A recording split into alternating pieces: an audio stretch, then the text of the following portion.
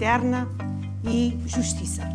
Questões que nos fazem pensar no Portugal de hoje, na Europa de hoje, no mundo em que vivemos.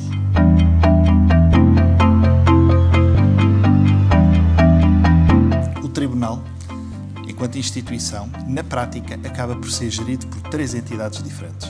Conselho Superior da Magistratura, certas instituições do Ministério da Justiça em relação à parte infraestrutural e Procuradoria-Geral da República e Conselho Superior do Ministério Público.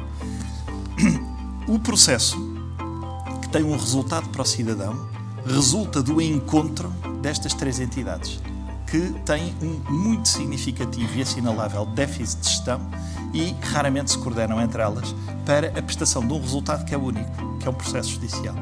E, portanto, há aqui um problema muito sério de gestão que precisa de ser atacado.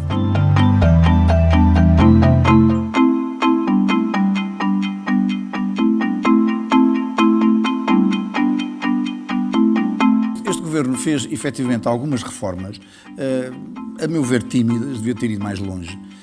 Há uma necessidade de uma revolução cultural na justiça.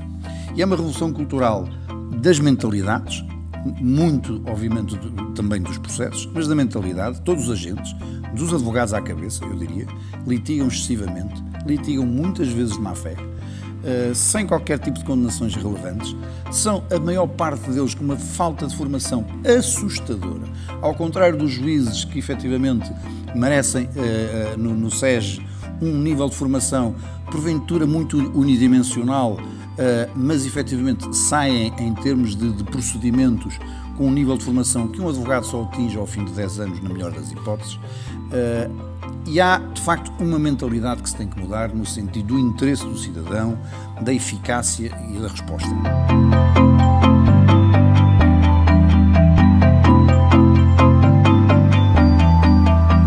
Quem nunca foi a tribunal e não tem contacto com a justiça tem uma percepção muito pior e muito mais negativa da justiça do que quem tem contacto com a justiça. Isso em termos de cidadão como em termos de empresas.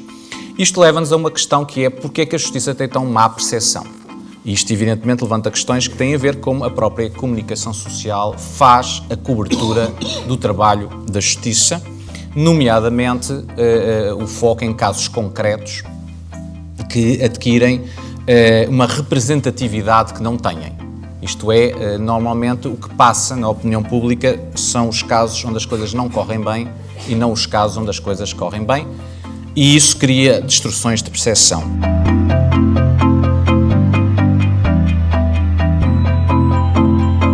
A pergunta sobre o que é ter uma vida segura hoje em Portugal é algo que precisa ser referenciado às pessoas concretas, às realidades concretas, às vidas concretas e não a abstrações ou a categorias de caráter geral. E por isso eu creio que a resposta a esta pergunta é essencial para o reforço do Estado de Direito em Portugal.